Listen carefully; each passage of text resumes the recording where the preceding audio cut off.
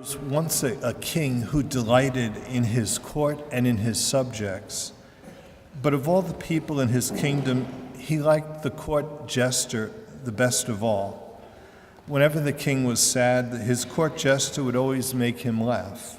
Well, one day during a great celebration in the royal court, the king told his jester, "You are the greatest fool I have ever seen in my life. Here, I am giving you my gold staff. Keep it, my friend, until you find a bigger fool than yourself. Then you must give him the gold staff."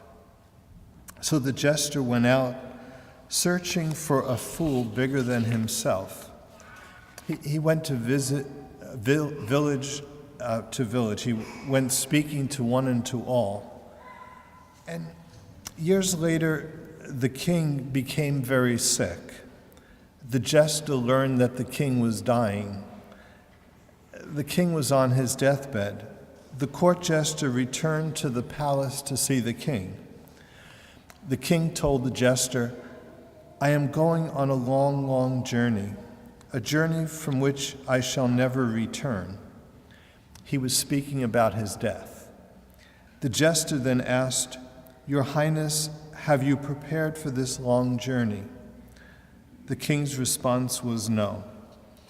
The jester said to the king, "You are going to make a long journey from which you will never return, and for which you have not prepared. Then I must present to you this gold staff that you gave me so many years ago." At last, the jester had found a greater fool than himself. We say that the long journey from which we will not return is that journey from time to eternity. Our life is a preparation for that journey. And they say the prospect of eternal life inspires us to be diligent in acquiring the treasures of heaven, storing up for us treasures in heaven. And maybe probably the best example in our midst today is like Pope Francis. There's an expression, they say, if the pot is boiling, you know the fire is underneath it. Okay? If the pot is boiling, if the water is boiling, you know the fire is burning beneath it. Well, when our lives are burning with acts of charity, we know the fire of God's love is within us. And they say the fruit of faith is hope, the fruit of hope is charity. And like we say, we could see that in the Pope. Pope recently traveled to Assisi, and there he kissed that disfigured man with neurofibrosis, that disease that causes boils to cover the body. And the Huffington Post said that Pope Francis showed the healing power of compassion. Pope Francis himself tweets, "True power is service.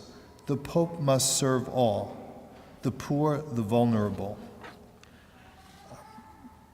The Washington Post said, "In the disfigured man, Pope Francis saw Jesus." Okay. Now, to youth, Pope Francis had said, "You have in your heart the promise of hope. You are bearers of hope. Make the future with beauty, goodness, and truth. Have courage, go forward, make noise." Whether it's visiting a rape victim or telephoning a rape victim or a Brazilian prisoner, the Pope has earned the title the unpredictable Pope. And he has what we call evangelical charity. Like they call virtues like poverty, chastity, and obedience the evangelical counsels, because they evangelize. Like seeing his charity, it evangelizes people. The shipwreck of the migrants off the coast of Italy, when 111 people died, Pope Francis's comment was, "Today is a day of tears." To feuding newlyweds, he says, "Let the flying dishes fly, but don't go to bed angry." He expresses his heartfelt solidarity with the victims of the typhoon in the Philippines, where 10,000 died and 500,000 were displaced. Like you say, the Pope is like that boiling water, and he's boiling over with charity because the fire of faith, hope, and charity are within him. And like we say, that's true wisdom.